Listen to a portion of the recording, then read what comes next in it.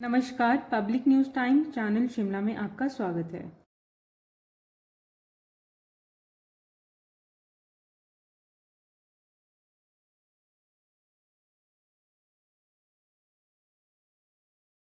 पॉलिसियां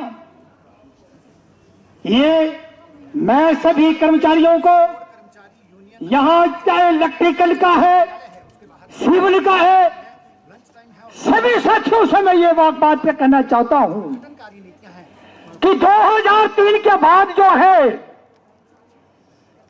कौन सी बात होगी कि 2003 के बाद के कर्मचारियों को जो है जॉइंट फ्रंट जिंदाबाद जिंदाबाद जिंदाबाद जॉइंट फ्रंट जिंदाबाद जिंदाबाद जिंदाबाद तो मेरा एक बार फिर से जिंदाबाद जिंदाबाद एचपीएससी एम्प्लॉयज यूनियन जिंदाबाद जिंदाबाद जिंदाबाद कर्मचारी एकता जिंदाबाद जिंदाबाद जिंदाबाद बिजली कर्मा जिंदाबाद जिंदाबाद जिंदाबाद बिजली आज जो हमारी एचपीएससीबी एम्प्लॉयज़ इंजीनियर पेंशन की बैठक थी और मैं कहना चाहूँगा जो इस बैठक में लगभग बिजली बोर्ड का जो परिवार है 50,000 के करीब जो परिवार है उसका नेतृत्व इस बैठक में आज आया है। आज से पहले आपने देखा होगा कि ज्वाइंट फ्रंट के नाम पे बिजली बोर्ड में बहुत सारे एक्शन हुए हैं और बहुत सारे डिमांडों को लेकर के आंदोलन में थे, लेकिन अभी हमें आज जो एक ज़रूरत पड़ी, आज हमें जो ज्वाइंट फ्रंट हमारा बिजली बोर्ड का था उसको और एक्सपेंड करने की ज़रूरत पड़ी। अब हमारे साथ इस लड़ाई में एचपीएससी भी जो पेंशनर्स हैं लगभग 29,000 है, हमारे पूरे हिमाचल प्रदेश में बिजली बोर्ड के पेंशनर्स हैं, वो भी इस लड़ाई में हमारे बीच में शामिल हुए हैं। और सबसे पहले तो मैं कहना चाहूँगा आज जो ऐसी इमरजेंट बैठक है जिसको हमने joint action committee HPSC employees और इंजीनियर पेंशन का नाम दिया है, इसकी क्या ज़रूरत पड़ी। आज आप मीडिया के साथ ही देख रहे होंगे आए दिन बिजली बोर्ड पे नए नए प्रयोग हो रहे हैं। पीछे भी आपने देखा होगा, पहले यहाँ एक ऐसे एमडी बिठाए गए जिसने बिजली बोर्ड को एक उसकी जो कई मतलब बहुत सारी स्थिति खराब की, और उसके बाद सब कमेटी बनाई गई जिसमें नए नए प्रयोग बिजली बोर्ड पे किए गए। अब एक नए नए प्रयोग और बिजली बोर्ड में हो रहे हैं, उसके तहत क्या किया जा रहा है, रैशनलाइजेशन के नाम पे बिजली बोर्ड की पोस्ट कम की जा रही है। आज जो हम देख रहे हैं, आज जिस सेक्टर के हम यहाँ प्रतिनिधित्व है वो सेक्टर प्रदेश की जनता से जुड़ा है और लगभग 30 लाख जो प्रदेश के कंज्यूमर्स हैं उनको सेवा दे रहा है। और कहीं ना कहीं अगर इसकी स्थिति खराब होती है, कहीं ना कहीं जो हमारे प्रदेश के कंज्यूमर्स हैं उनको जो दी जा रही सर्विसेज वो डेफिनेटली प्रभावित होती है। आज हमारा कहना है जो रैशनलाइजेशन बिजली बोर्ड में की जा रही है, आज हम 43,000 से 13,000 बिजली बोर्ड में कर्मचारी रह गए हैं, आप 13,000 से भी आज कर्मचारी की संख्या बिजली बोर्ड में और नीचे लाना चाह रहे हैं। इस करके कर्मचारी पेंशनर सब में आक्रोश हैं और इस करके हम आज यहाँ इकट्ठे हुए हैं। रैशनलाइजेशन को लेकर के हमारा कहना है कि हम रैशनलाइजेशन के खिलाफ नहीं है, लेकिन आप कमरे में बैठ करके तय नहीं कर सकते कि किसी वर्क सेक्शन में कितना काम है कि 10 की जगह उसको 2 आदमी कर पाएंगे, नहीं कर पाएंगे। जो मैनेजमेंट आज यहाँ कर रही है इस करके हम उसके विरोध में हैं। और जो 700 पद इन्होंने चिन्हित किए हैं जिसको बीओडी ने जिसमें अप्रूवल दे दी है और माननीय मुख्यमंत्री ने भी जिस पे दस्तखत कर दिए हैं, हम उसका विरोध कर रहे हैं। हम बिजली बोर्ड की मैनेजमेंट का विरोध कर रहे हैं और माननीय मुख्यमंत्री के भी इस फैसले का विरोध कर रहे हैं। इसके साथ हम कहना चाहेंगे और माननीय मुख्यमंत्री महोदय से कहना चाहेंगे, आज बिजली बोर्ड के कर्मचारी को ओपीएस नहीं दी गई है और बिजली बोर्ड में कई तरह के नए नए प्रयोग किए जा रहे हैं, जिससे आज बिजली बोर्ड की स्थिति हम कह सकते हैं बिजली बोर्ड आज रिवर्स मोड में है। आज इसकी वित्तीय स्थिति की हालत खराब बिगड़ी है और हम जो सर्विसेज बिजली बोर्ड जो दे रहा है उसमें भी कहीं ना कहीं गिरावट आई है। और हम कह सकते हैं जो हमारा कर्मचारी जो काम कर रहा है उसका मनोबल भी गिरा है और कहीं ना कहीं उसके दिमाग में आज की डेट में बहुत ज़्यादा संशय है, मेरा कल क्या होगा। जो रैशनलाइजेशन के नाम पे पोस्ट खत्म की जा रही है, मुझे कहाँ भेजा जाएगा, मेरे जो रिटायरमेंट बेनिफिट है उनका क्या हो जाएगा, ये तमाम चीज़ें हैं। इसको लेकर के आज जो यहाँ बैठक हम कर रहे हैं और इसमें हमारे बीच में अभी एएस गुप्ता जी जो कोशिश की जा रही जनता पर बोझ डाला जाए। आप कह रहे हैं कि घाटे में नहीं है, सरकार ने जो पैसा देना था वो नहीं दे रही, जो सब्सिडी आपको इस फैसले का कितना तर्कसंगत मानते हैं आम जनता? इस पे हम तो ये कहना चाहेंगे जो पब्लिक सेक्टर पहले होते थे, जो बिजली बोर्ड जैसे बिजली बोर्ड पब्लिक सेक्टर है, पब्लिक सेक्टर जो पहले होते थे उनके पीछे उनका मुख्य उद्देश्य होता था प्रदेश की जनता को सेवा देना, बेहतर सेवा देना और एक रीजनेबल टैरिफ में सेवाएं देना।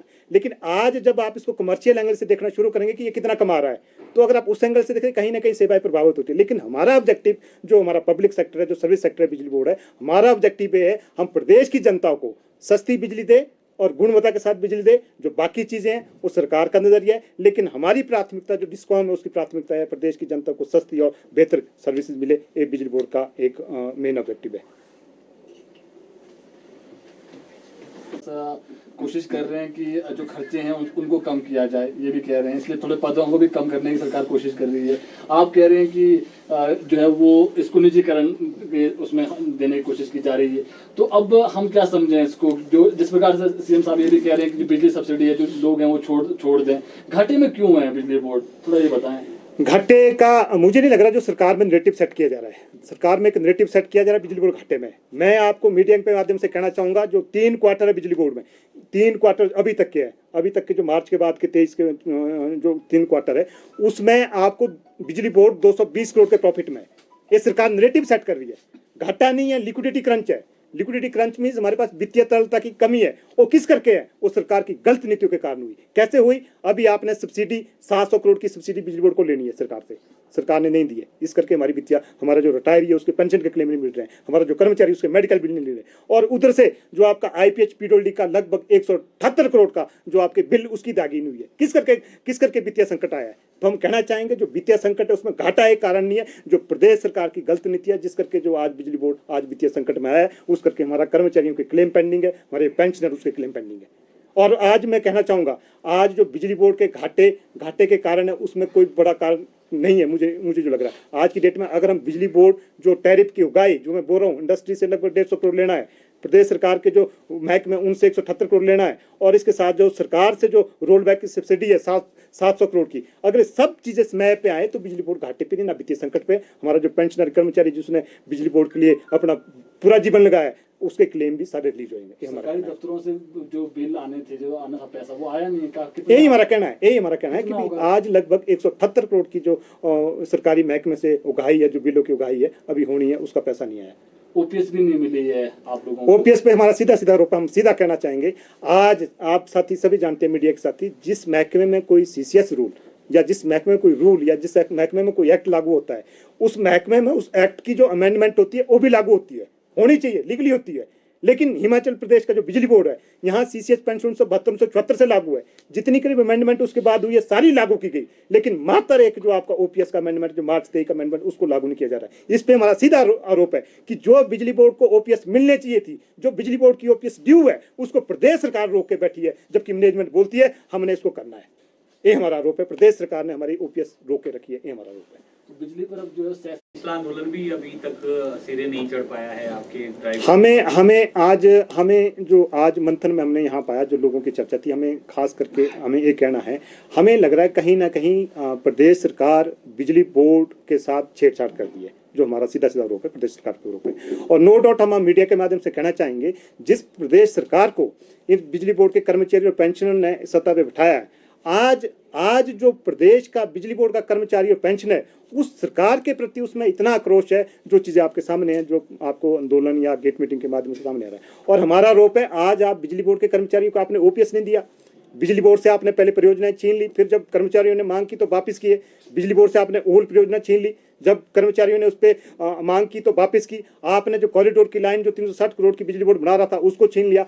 आप कहीं ना कहीं, मुझे लग रहा है जो सरकार की मंशा है, बिजली बोर्ड को कहीं डैमेज जो आज हो रहा है। और आज जो संशय है, जो चर्चा में हमने पाया कि आप नई भर्ती नहीं कर रहे बिजली बोर्ड में, आज 2 साल से बिजली बोर्ड में 1030 टीममेट के पद की डिमांड की है, सर्विस कमेटी से अप्रूव्ड है, और माननीय मुख्यमंत्री के पास फाइल है, लेकिन माननीय मुख्यमंत्री ने उस फाइल को वापस करके कहा कि बिजली बोर्ड में आउटसोर्स से भर्ती की जाए। आप साथी से कहना चाहूंगा, क्या जो आउटसोर्स का साथी पोल पर चढ़ के शहादत दे सकता है, उसके परिवार को मात्र 2 लाख मिलता है।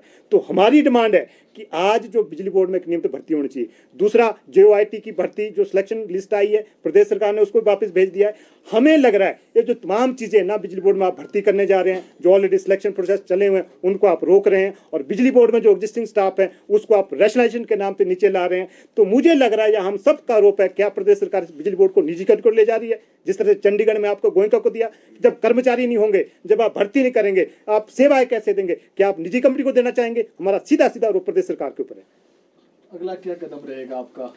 अभी हम सब लोग बैठे हैं और हम लोगों ने फैसला लिया है कि इस ढांचे से जो हमारा बिजली कर्मचारी है, बिजली पेंशनर्स है, बिजली आउटसोर्स का कर्मचारी है, सबके परिवार से ढांचे से जुड़े हुए हैं, और 50,000 परिवार का ढांचा है जो बिजली बोर्ड जो 50,000 का परिवार इस ढांचे से जुड़ा हुआ है। आज हमने फैसला लिया है इस ढांचे को जिस दिशा में प्रदेश सरकार या बिजली बोर्ड की मैनेजमेंट ले जा रही है उसको कतई सहन किया जाएगा। उसके खिलाफ कोई भी आंदोलन करना पड़े उसके लिए पेंशनर, कर्मचारी और अभियंता उसके लिए तैयार है। आज हम कहना चाहेंगे, आज गेट मीटिंग के माध्यम से, यहाँ कुमार और संकेतिक जो गेट मीटिंग है उसके माध्यम से प्रदेश सरकार को आगाह करना चाहेंगे कि जिस दिशा में आप बिजली बोर्ड को ले जा रहे हैं हम उसका विरोध करते हैं। अगर आपके कदम नहीं रुकेंगे, अभी हमने गहरा को हमीरपुर से एक बड़ी महापंचायत का फैसला किया है, इसी तरह की महापंचायत पूरे प्रदेश में की जाएगी। उसके बाद शिमला के लिए बिजली कर्मचारी का जो 50,000 का कुनबा है उसमें जिसका जो हमारा पेंशनर है फैसला है लिया है, अगर 80 साल का पेंशनर है, अगर वो खुद नहीं आ सकता है लेकिन उसके परिवार से एक साथी उस